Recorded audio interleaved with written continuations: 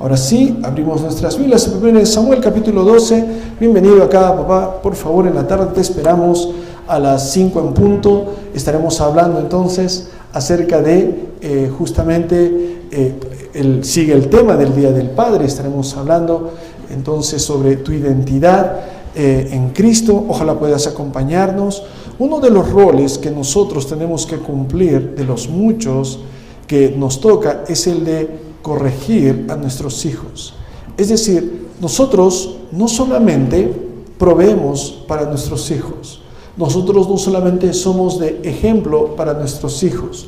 No te puedes contentar con algún aspecto de tu rol. No puedes pensar que porque cumples bien un rol estás exonerado de los otros. Ya proveo suficiente, el resto no es mi problema, ve tú, allá tú, yo te doy lo que tú necesitas. Entonces, y tu esposa o parte de la familia ya te ayuda con tus hijos. No, tu rol va más allá que eso. No solo es provisión material lo que nosotros damos, hay alimento espiritual que nuestros hijos necesitan también recibir, porque no solo de pan vivirá el hombre. También el ejemplo que damos, como vimos en el video al inicio, papá, te estoy mirando, y efectivamente él está mirando y está aprendiendo mucho, no solamente por lo que le decimos, sino por cómo hacemos las cosas. Sin duda, él está mirando y está aprendiendo, pero tu rol también incluye, y eso es lo que quiero hablarte ahora, corregir a tus hijos. Nuestro rol también incluye el reprender, el estorbar, el advertir, el decirles a nuestros hijos, eso no está bien, eso no puedes hacer. Entonces, esta parte tal vez es muy difícil. Hay personas que van de un extremo al otro. En cuanto a la corrección de los hijos, pueden ser tan severos, pueden ser tan hirientes que lastiman y quiebran en realidad el espíritu de su hijo. En el otro extremo está el papá sumamente permisivo, que deja que su hijo haga todo lo que quiera. Su hijo se convierte en su Dios con D minúscula, y la meta es darle todo lo que quiera, nunca entristecerlo, nunca corregirle, nunca herirle, pensamos, y por esa razón, ¿cómo le voy a decir no? ¿Cómo lo voy a hacer llorar? ¿Cómo lo voy a lastimar? Pero en realidad, si lo lastimas con otras cosas, no al corregirle apropiadamente. Lo lastimas si lo llenas de regalos. Lo lastimas si él crece en ausencia tuya. Lo lastimas si tú hieres a su mamá, a tu esposa, delante suyo, con palabras o con actos. Y aunque él no esté, también, porque evidentemente el dolor que generemos a nuestra esposa va a ser visible para nuestros hijos. Lo lastimamos si le mostramos o no le mostramos que Dios es lo más importante, que Dios es primer lugar. Hay otras formas en las cuales lo lastimas, pero el corregirle, el dolor que él experimente al corregirle, es un dolor necesario. El dolor es un don. El dolor no es nuestro enemigo, el dolor no es una maldición. ¿Te has puesto a pensar que si no sentirías dolor, tu mano al ponerla en el fuego, no experimentarías dolor, no la retirarías, lastimarías tus tejidos? El dolor que gente experimenta al hacer algo malo es una trompeta de advertencia de parte de Dios para que no vuelva a hacer esas cosas. Entonces, nosotros no esquivamos el dolor es para ser evaluado, el dolor nos enseña.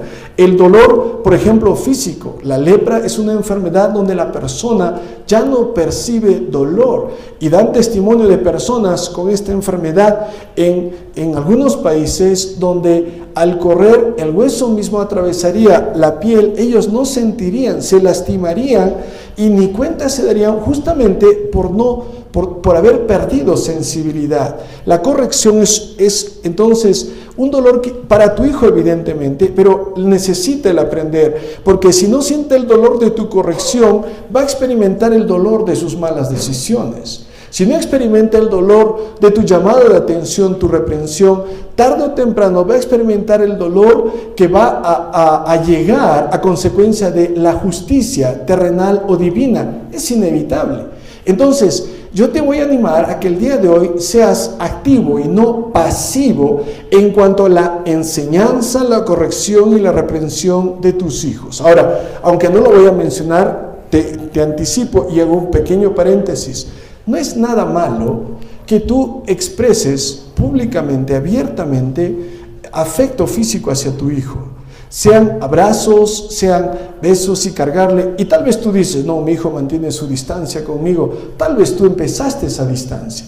Tal vez eras tú el que se mostraba frío, o tal vez consideras, porque quizás has sido enseñado así, debilidad, expresar afecto. Eso no es verdad, hermano. Sé efusivo, sé afectuoso con tu hijo varón, con tu hija, por supuesto, más, pero con ambos. No tengas temor. No hay incongruencia entre que un día lo abraces, lo beses y le digas que es muy especial y que estás orando por él y que Dios tiene un plan para él, y que más adelante, cuando hace algo que no deba, le corrijas o lo confrontes. Ambas son expresiones de amor, no están en oposición, se complementan, porque Dios lo hace con nosotros. Dios le habla a sus hijos y les dice en muchos textos cuánto amor tiene por su hijo, pero a la vez Dios mismo dice que Él corrige al que ama. Él corrige a aquel que recibe por hijo suyo, porque le ama. En la Biblia encontramos una triste historia, la historia de un sacerdote, Elí. El penúltimo juez de Israel, el último fue Samuel. Elí tenía 2 hijos, Ofni y Finés. Ambos hacían cosas que no debían. Ambos ya eran mayores y el papá escucha. Vas a ver algunos textos sobre esto. Pero el papá no interviene, el papá es muy pasivo. ¿Has visto papás pasivos? Papás sentados, papás que solo son espectadores, papás que se esconden detrás de la esposa. Dile tú pues, háblale tú pues, ¿qué estás haciendo tú pues? No es solo su responsabilidad, hasta donde sabemos, ambos participaron en la llegada del bebé. Es tu responsabilidad, eso es ser cabeza, que tú tomas el rol. Y tú tal vez estás pensando, Miguel, es el Día del Padre, yo pensé que me iban a dar palmaditas en la espalda. Y mira lo que estás diciendo, y ya ni puedo pararme, van a decir que ya me ofendí. No es eso en realidad. El deseo es que aprendamos de la historia, historias bíblicas, para que no repitamos esos errores.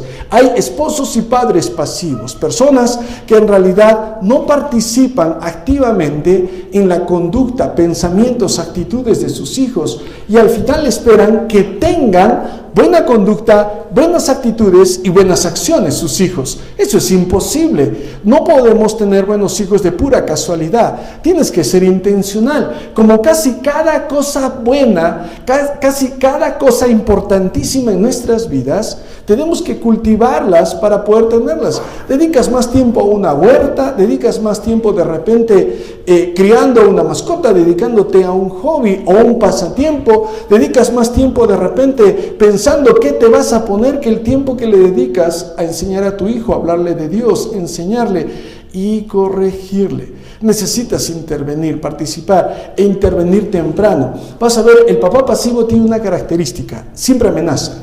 Mira que cuando me enojo me vas a conocer, mira que si reacciono, mira que vas a, no me provoques, porque no, ese es el papá pasivo. No, pero yo le meto miedo a mi hijo, pastor, cuando yo me enojo, y no, solamente va a aprender a hacer cosas a espaldas tuyas.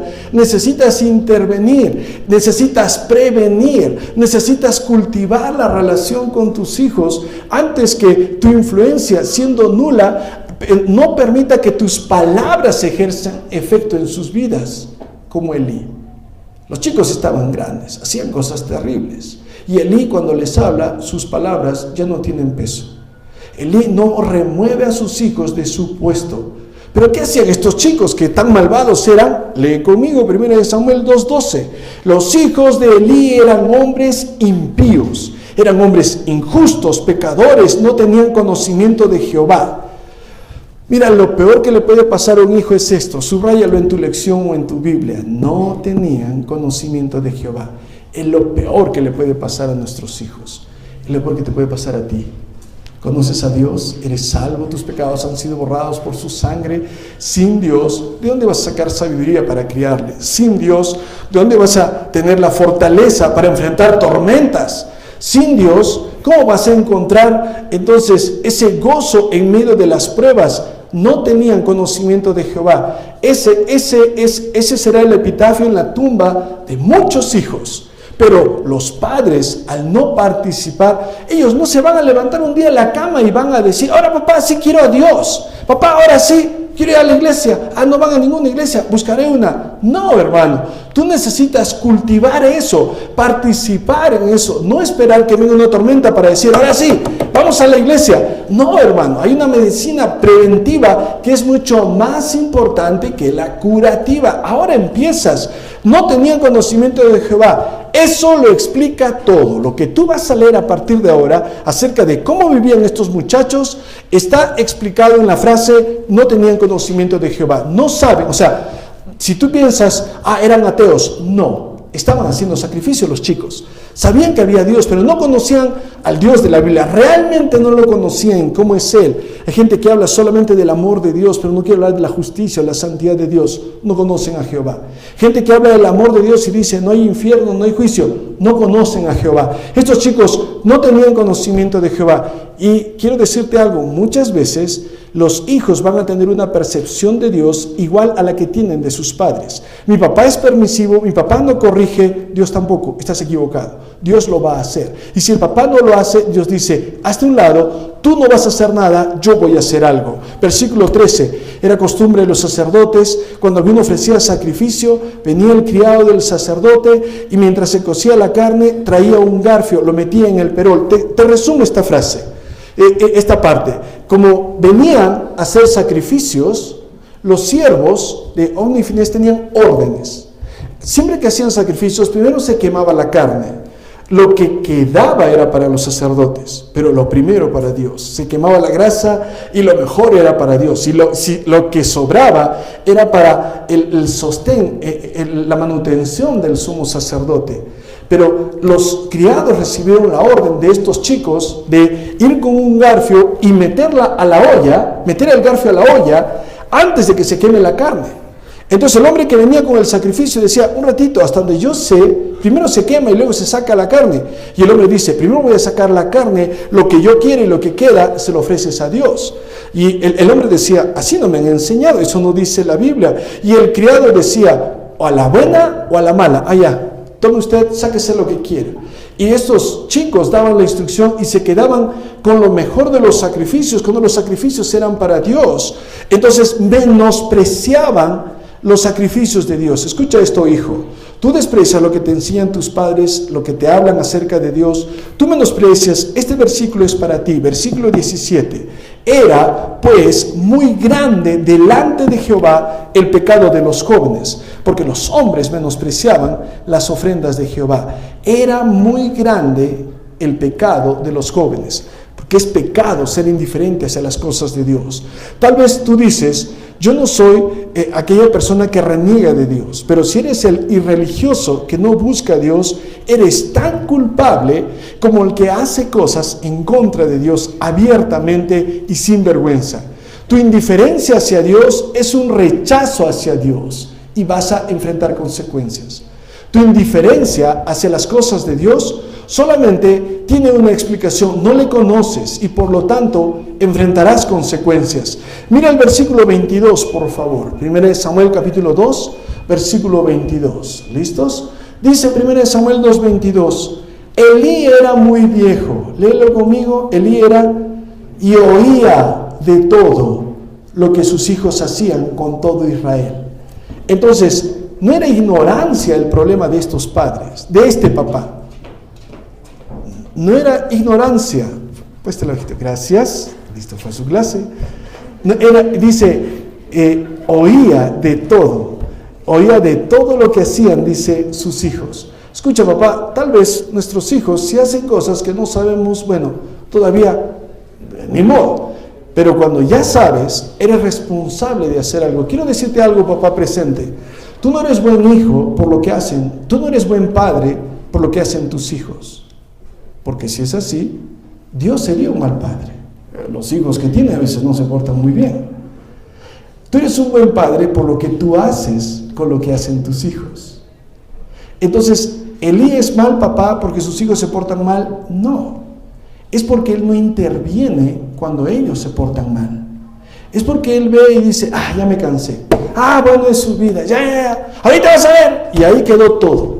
Entonces, Elí oía y dice sobre esto, cómo dormían con las mujeres que velaban a la puerta del tabernáculo de reunión. Estaban aprovechándose de su posición. Sabemos que por lo menos de los 2 hijos, uno era casado. Por lo menos uno era casado. Y sabemos eso casi al final, cuando los 2 mueren y la esposa de uno de ellos se adelanta el parto. Entonces el versículo 23, mira qué hace papá. Aquí está el papá pasivo. Aquí va. Les dijo, ¿por qué? Mira, ¿por qué? Aquí va. Bueno, si tú vieras Génesis capítulo 3, cuando Adán y Eva pecan, Dios no dice ¿por qué? Le dice a Adán, ¿qué has hecho? Y la mujer que me diste por esposa, la culpa a la esposa y lo culpa a Dios, porque tú me la diste. Tú me la diste, ¿recuerdas? Tú lo hiciste y me la diste y ella me dio de comer y yo comí. Entonces, desde el principio tenemos esa tendencia como Adán a culpar a Dios y a los demás de nuestras desgracias. Entonces, regla número 1 o recordatorio número 1 acerca de culpar a otros, nunca arregla nada. Recordatorio número 2, Dios no te libra de las consecuencias, las enfrentas igual. Culpar a otros no arregla nada. Adán culpa a Eva, pero Dios le dice, ¿qué has hecho? No le dice, ¿por qué? No dice por qué, le dice, ¿qué has hecho? Y así confrontamos a nuestros hijos. Si tú quieres decir, ¿por qué haces? Es que no hago esto y esto y esto por ti, pero ¿por qué? No entiendo. No, ¿por qué no? ¿Para qué? ¿De qué? Y en este caso dice, ¿por qué hacéis cosas semejantes? Yo oigo de todo este pueblo vuestros malos procederes. No, hijos míos, no es buena fama la que yo oigo. Hacéis pecar al pueblo de Jehová. Si pecare el hombre contra el hombre, los jueces le juzgarán.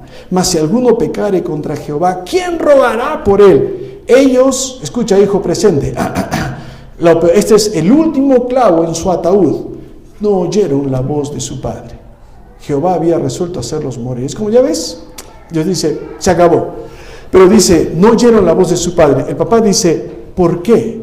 El papá dice, ¿por qué? Y sus hijos no quieren escucharlo. El papá es muy pasivo. Parece que el papá había recibido enseñanza del tiempo moderno sobre, hay que hablarles. Ellos entienden. Ellos comprenden. No los regañes. No los corrijas. Se van a traumar. Hay que hablarle. No van a entender. Mira a los hijos de Eli.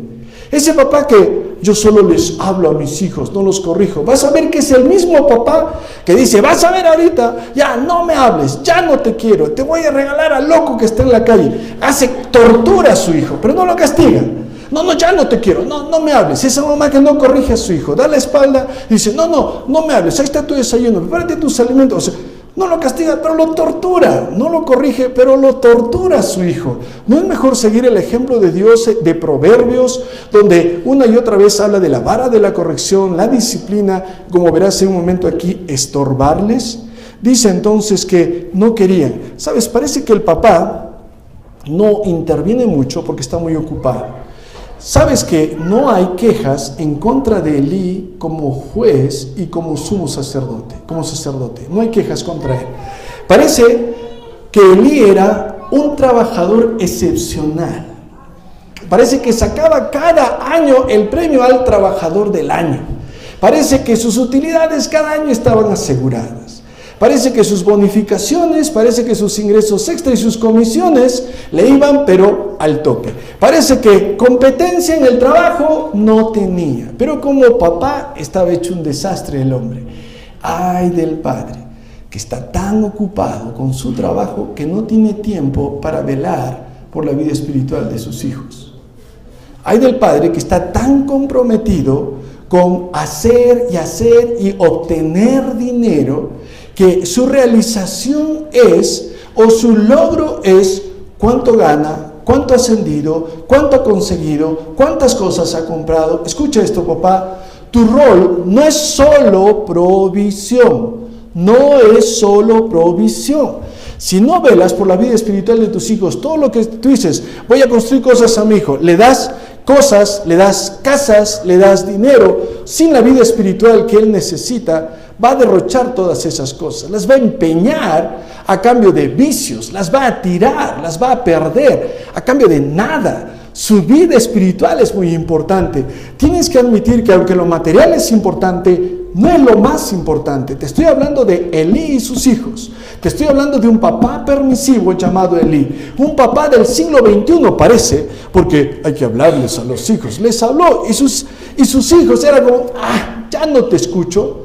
Elí estaba ya anciano, sus palabras no tienen peso, no tiene influencia, está demasiado ocupado en su trabajo, concentrado en su trabajo, como para estar pensando en estar cuidando a estos chicos. Valorarán lo que hago. Hijo, mira lo que hago por ti. Hijo, ya está bien, te portas mal, te voy a llenar de regalos, de cosas caras, para ver si así valoras. Escucha esto, no van a cambiar si no los estorbas en amor, no los corriges con amor, pero con firmeza, y te atreves a decirle: hijo, eso no es correcto, no porque yo lo digo, no es correcto ante los ojos de Dios.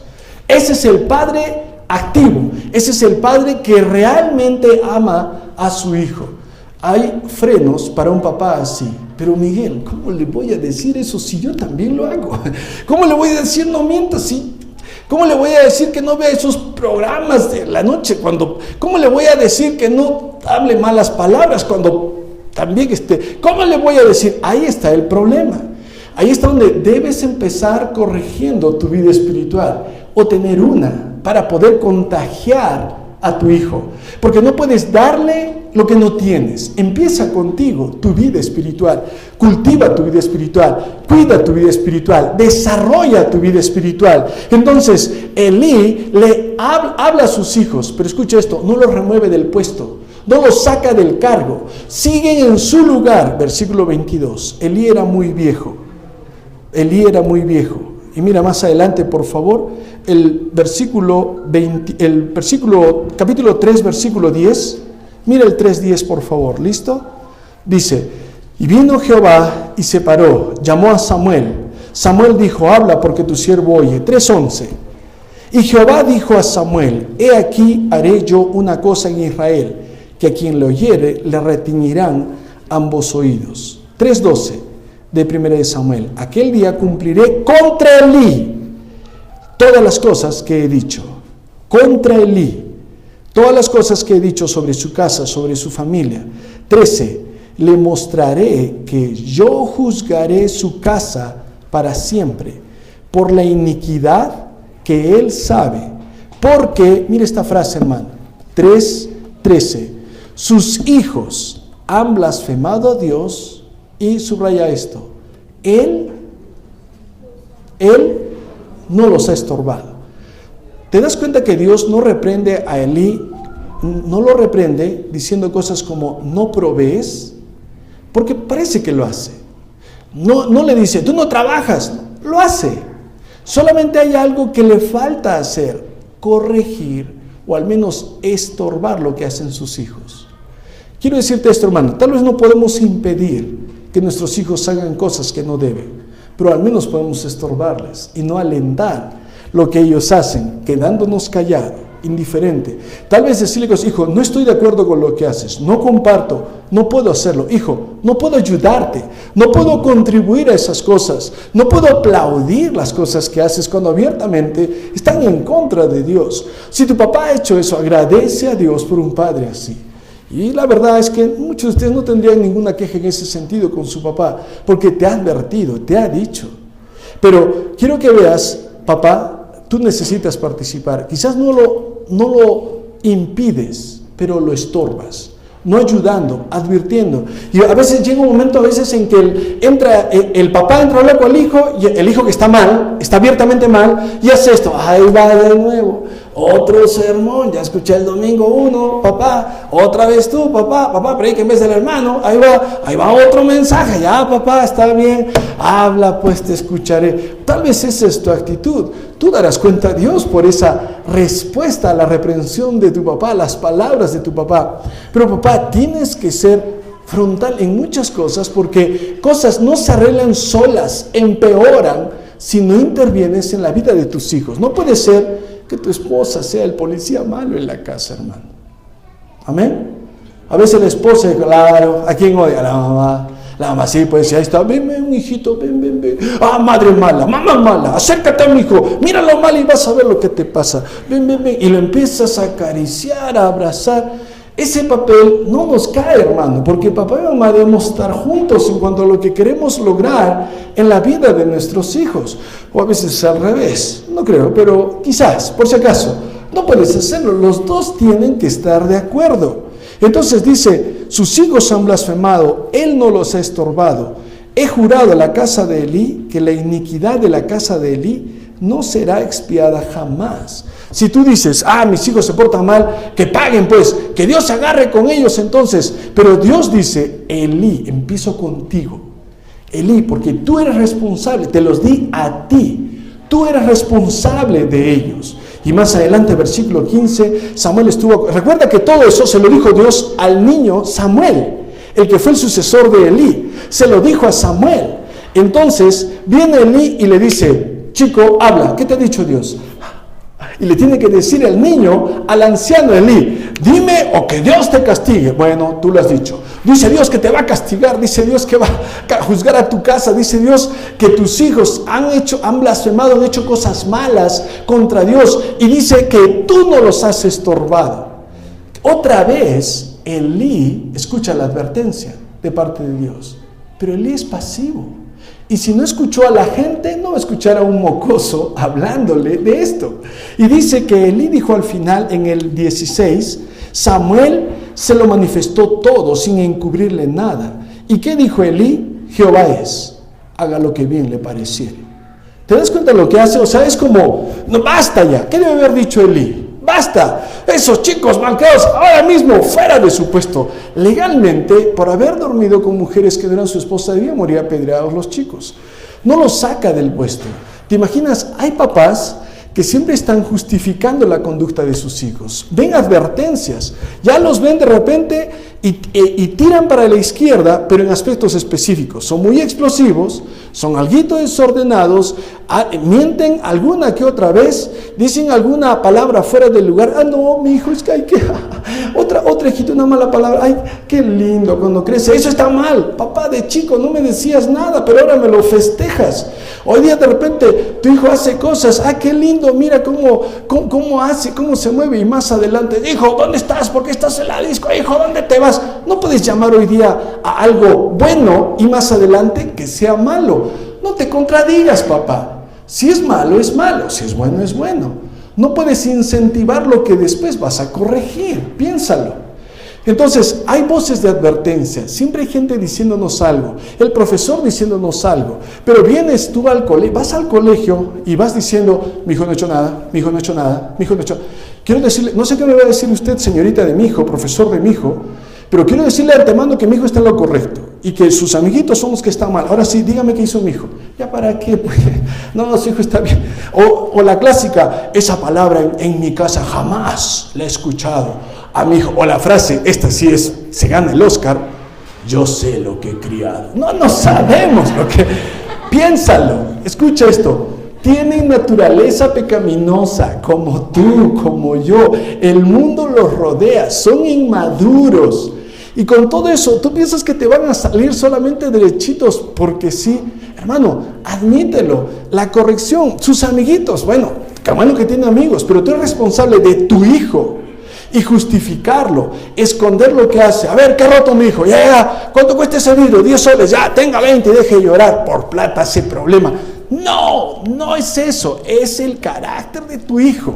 Es sus actitudes, su temperamento, cómo trata a los demás, virtudes, fruto del espíritu, obediencia, respeto, honestidad, dominio propio. Son cosas que debemos cultivar. Hermana, usted dedica más tiempo a su huerta, usted dedica más tiempo a la casa que a su hijo. Está más preocupado por una casa limpia que por un corazón limpio. Está más preocupado por una habitación ordenada que por una mente ordenada. Participa, no es que deje la casa patas arriba, sino intervenga en la vida espiritual de su hijo. Papá, participa. Estás trabajando, estás fuera todo el tiempo, estoy ocupado, y llego, y estoy cansado, y te levantas en la mañana, estoy apurado, y nunca lo ves, nunca lo cultivas, y luego vas a ver lo que te pasa. O la clásica también, ¿no? Tú tienes la culpa, a la esposa, tú pues, a ti te lo dejé, tú. Culpar no arregla el problema y no te libre de las consecuencias. También te va a causar dolor a ti. Llena conmigo unos espacios, por favor. Allí Él no los ha estorbado. Un padre pasivo, Dios nos libre de ser un padre pasivo. Habrá tristeza en la vida de tu hijo, en tu propia vida. Él no los ha estorbado. Llena conmigo unos espacios. Número 1, un hogar está en problemas cuando los padres se ocupan más de su trabajo que de su familia. Un hogar está en problemas cuando el papá piensa que solo provee y basta. Yo traje la plata y punto. Ay, ¿qué haces tú con ella? Y su corazón, no solo de pan vivirá el hombre. Un hogar está en problemas, hermano, cuando estás más obsesionado con tu trabajo y sacas pecho por la posición que ocupas en la empresa, pero no por el corazón, los pensamientos y las actitudes de tu pequeño. Número 2, un hogar está en problemas cuando los padres niegan, siguiente espacio, niegan la gravedad de las acciones de sus hijos. Eres el que las minimiza, eres el que no, él nunca, no haría, no. Abre los ojos antes que sea demasiado tarde. Número 3, un hogar está en problemas cuando los padres no responden a las advertencias. De repente advierte el maestro, advierte mamá, advierten los familiares. Este chico tiene problemas. No, y solo metes la basura debajo de la alfombra. ¿Ves algún problema en particular? ¿Ves algún problema en su corazón? Participa, tal vez con lágrimas, con corrección, tal vez interdiario, tal vez temprano en la mañana, pero participa, por muy cansado que estés. Hay advertencias. Ningún niño se vuelve malvado de la noche a la mañana. Mostraba cosas y el papá no intervino. 4, un hogar está en problemas cuando los padres justifican la conducta incorrecta. Sí, pues, no, vas a escuchar testimonios de personas que dicen, no, pues, la culpa la tiene ella, pues, ¿para qué se juntó a mi hijo? ¿Para qué? Cuando yo suelto entonces a mis potros, cada quien cuida a sus yeguas. Un ratito. ¿En qué versículo está? ¿Eso está en qué parte de la Biblia está eso? O sea, tú estás diciendo que no te va a afectar, no lo va a afectar al potro, perdón, no lo va a afectar al chico. Tú estás diciendo eso, que no lo va a perjudicar, no lo va a dañar, no te va a arrastrar, no te das cuenta. Esa es tu lógica, esa es toda tu sabiduría, esa es toda tu reacción. ¡Qué impresionante! Piénsalo, no minimices, no justifiques.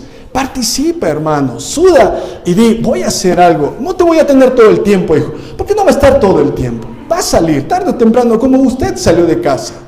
¿Cuánto tiempo más lo va a tener? Así que participa, hermano, y tal vez algunas horas menos de casa. Te prometo que Proverbios es cierto. Mejor es un bocado seco y en paz que la abundancia anda y turbación.